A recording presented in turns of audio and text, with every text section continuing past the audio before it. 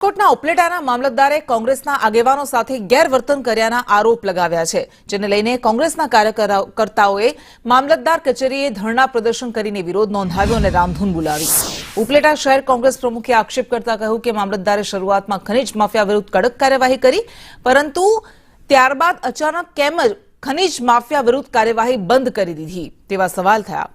તેમજ કચેરીમાં આવતા આગેવાનોએ બહાર કલાકો સુધી બેસાડી રાખે છે તેવા આરોપ સાથે આવા અધિકારી પર કાયદેસરની કાર્યવાહી કરવાની માંગ કરી।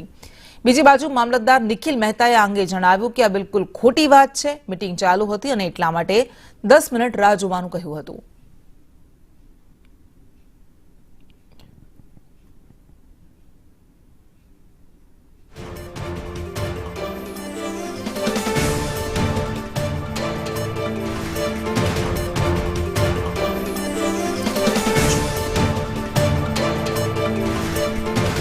તો કોંગ્રેસના કાર્યકર્તાઓ દ્વારા આ ધરણા કરવામાં આવ્યા હતા અને મામલતદાર પર કેટલાક આક્ષેપ લગાવવામાં આવ્યા। તેમના દ્વારા એવું કહેવામાં આવ્યું કે શરૂઆતમાં ખનીજ માફિયાઓ સામે કાર્યવાહી કરવામાં આવી હતી, પરંતુ ત્યારબાદ અચાનક શું થયું કે મામલતદારે આ કાર્યવાહી કરવાની બંધ કરી દીધી। અને એટલું જ નહીં, તેમણે એવું પણ કહ્યું કે જ્યારે તેઓ ત્યાં રજૂઆત કરવા માટે ગયા હતા તો તેમને બહાર બેસાડી રાખવામાં આવ્યા હતા। આ બાબતે મામલતદારે કહ્યું કે મીટિંગ ચાલુ હતી અને એટલા માટે માત્ર 10 મિનિટ રાહ જોવાનું કહ્યું।